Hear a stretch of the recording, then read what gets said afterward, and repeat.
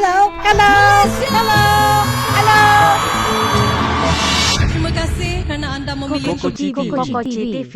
Dia suka kecewakan saya. Datuk K dedah perangai Ashraf berubah 360 darjah.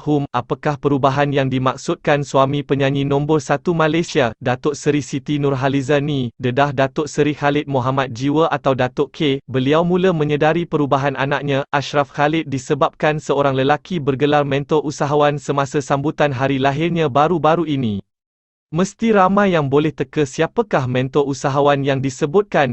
Kalau korang nak tahu, sebenarnya perubahan yang dimaksudkan Datuk K tu adalah perubahan positif Ashraf setelah mendapat bimbingan dari Datuk Wira dari Azizan Osman. Dalam satu hantaran video dikongsikan Ashraf, Datuk K merakamkan penghargaan kepada Azizan yang dapat mengubah dan membimbing anaknya bukan saja dalam bisnes malah kehidupan dalam tempoh 3 tahun saja.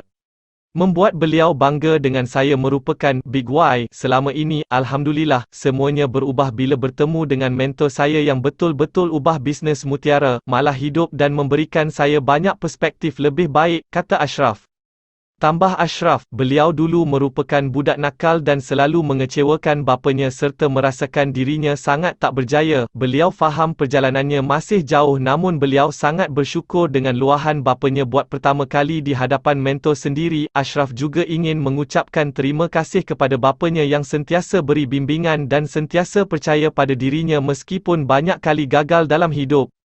Saya ambil kegagalan itu sebagai pengajaran dan terima kasih kepada mentor yang dapat mengeluarkan potensi yang ada dalam diri ini. Jelasnya lagi, dalam pada itu, Ashraf juga melihat Azizan sebagai mentor yang terbaik buat dirinya yang bukan hanya membimbing mengenai bisnes semata-mata malah secara holistik termasuk kepimpinan dan perhubungan sesama manusia dan bersama Maha Esa. Malah nilai-nilai baik yang ada dalam lingkungan anak didik Azizan dan Richworks membuatkan beliau menjadi lebih baik lagi. Kenapa pula cemburu ni Datuk K? Jelas Datuk K, beliau cemburu dan kagum dengan kebolehan yang dimiliki Azizan dalam melahirkan ramai usahawan jutawan. Bukan hanya jutawan, malah mereka juga dibimbing untuk mengingati Tuhan, beribadah dan bersedekah. Azizan memimpin tangan mereka semua, tunjuk mereka mana longkang, mana tempat nak kena langkah, mana tempat nak kena lompat. Awak semua, rakan usahawan jutawan, sangat beruntung. Saya tak dapat ini semua ketika seusia anda dan masa memulakan perniagaan, jelasnya. Sementara itu, Datuk K turut mengingatkan bangsa usahawan yang berjaya tidak melupakan individu yang masih merangkak dan berusaha keras untuk mencapai kejayaan. Jangan lupa masyarakat lain, di luar sana ada juga orang yang tak berjaya seperti kita. Jangan terlalu berbangga dan ego, tapi, be humble, more humble and more humble. Ajar mereka untuk capai kejayaan, katanya.